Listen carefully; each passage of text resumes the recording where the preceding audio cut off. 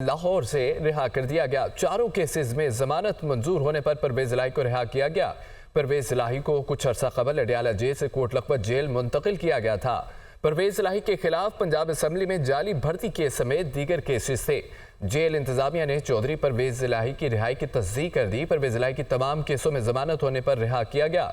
Jail हुकाम coat Lakhpat jail के बाहर परवेज इलाही के अजीज़ व अकारब और दोस्त भी मौजूद थे।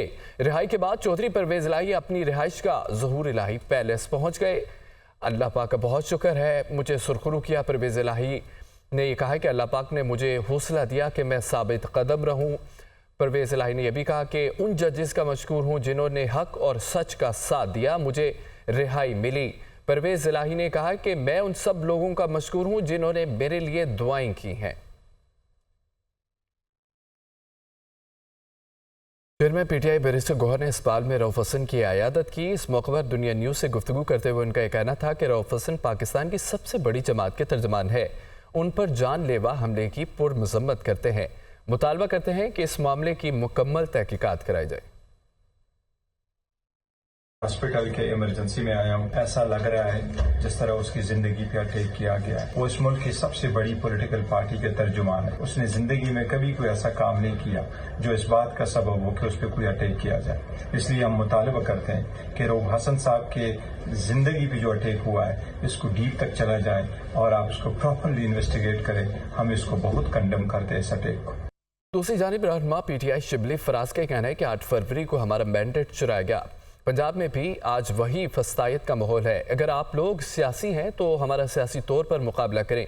अगर ये जमहूरियत है तो फिर डिक्टेटरशिप क्या होती है? अपने इक़्तिदार के लिए मुल्क को मजीद खाई में ना धकेला जाए।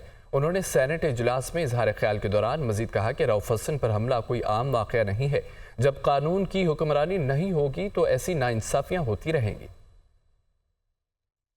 8 फरवरी को जो इलेक्शंस हुए हैं, जिस तरह से मैंडेट चुराया गया, पंजाब में आज भी वही फस्तायत का माहौल है।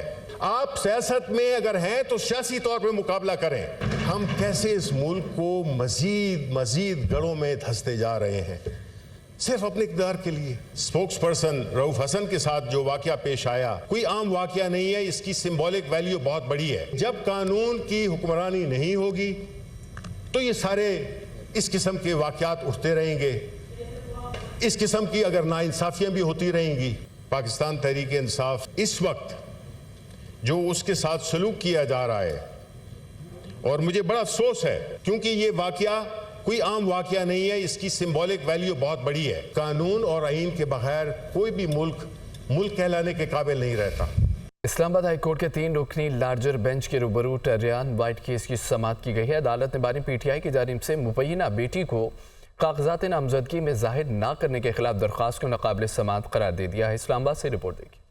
मुबैना बेटी टेरियान को कागजात नामजदगी में जाहिर न करने का मामला। बानी पीटीआई को नाअहल करार देने की दरख्वास्त नाकाबिल समाअत करार। इस्लामाबाद हाई कोर्ट के जस्टिस तारिक महमूद जहांगीरी, जस्टिस अरबाब ताहिर और जस्टिस समन रिफत पर मुश्तमिल लार्जर बेंच ने दरख्वास्त पर समाअत की। दरख्वास्त गुजार के वकील हामिद अली शाह अदालत के रूबरू पेश हुए। जस्टिस तारिक जहांगीरी ने रिमार्क्स दिए कि इस फाइल में एक बंद लिफाफा है, वो खोलें। 2 जजेस का फैसला है, वो दरख्वास्त को नाकाबिल समाअत करार दे चुके हैं। अदालत ने दरख्वास्त गुजार के वकील से इस्तफसार किया कि 3 में से 2 जजेस दस्तखत कर दें तो इसका क्या असर होगा। वकील ने मौक़िफ़ अपनाया कि मैं फैसला देखकर ही अदालत की मुआवनत कर सकता हूँ। इस्तदा है कि 2 या 3 हफ्ते बाद की तारीख दे दे। जस्टिस तारिक महमूद जहांगीरी ने रिमार्क्स दिए कि जब 2 जजेस दरख्वास्त को नाकाबिल समाअत करार दे चुके तो कैसे तारीख दे सकते हैं। इस्लामाबाद हाई कोर्ट के लार्जर बेंच ने गुज़िश्ता बेंच के 2 जजेस के फैसले की रोशनी में दरख्वास्त को नाकाबिल समाअत करार दे दिया। वाज़ेह रहे कि गुज़िश्ता साल शहरी मोहम्मद साजिद की दरख्वास्त पर लार्जर बेंच तश्कील दिया गया था।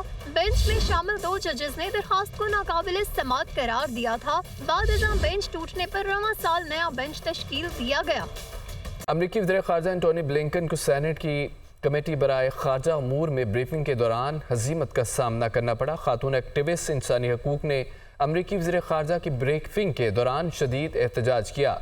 एंटोनी ब्लिंकन जंगी मुजरिम है, जंगी मुजरिम खातून के नारेबाजी। अमरीकी वज़ीर ख़ारजा के हाथों में 40,000 फ़लस्तीनियों के कत्ल का खून है। खातून की शदीद नारेबाजी। अमरीकी वज़ीर ख़ारजा एंटोनी ब्लिंकन को सेनेट कमेटी बराए ख़ारजा अमूर में ब्रीफिंग के दौरान हज़ीमत का सामना करना पड़ा।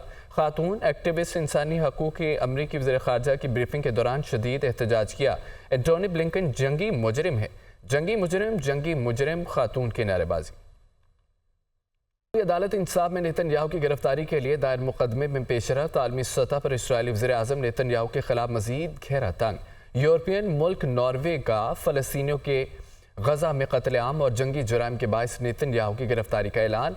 नॉर्वे के वज़ीर ख़ारजा का यह कहना है कि अगर आलमी अदालत इंसाफ इस्राएली वज़ीर आज़म के वारंट गिरफ्तारी जारी करेगी तो नॉर्वे नेतन्याहू को गिरफ्तार करने का पाबंद है। आलमी अदालत इंसाफ में नेतन्याहू की गिरफ्तारी के लिए दायर मुकदमे में पेशरफ्त। आलमी सतह पर इस्राएली वज़ीर आज़म नेतन्याहू के खिलाफ मजीद घेरा तंग कर लिया गया। यूरोपियन मुल्क नॉर्वे का फ़लस्तीनियों के गजा में कत्लेआम और जंगी जराइम के बायस नेतन्याहू की गिरफ्तारी का ऐलान कर दिया गया है।